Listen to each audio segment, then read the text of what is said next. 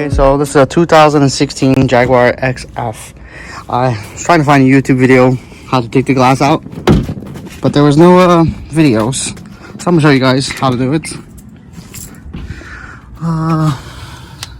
hard to show you because I'm holding the glass in my hand, the new one. But there's like a piece right there. You lower the window a little bit, and you find the clips, whatever, you know, the window clips, and you just take it out. Just pull it out. If the door's not damaged, it'll be easier. You gotta take off this chrome piece.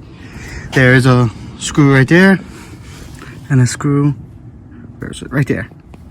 And it'll just slip right out, then drop the window back in. I'll show you guys. Now you just drop it in like that, and it clicks in.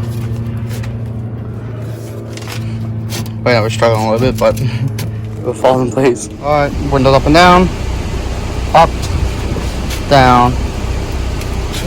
Okay, man, done. That's how it is.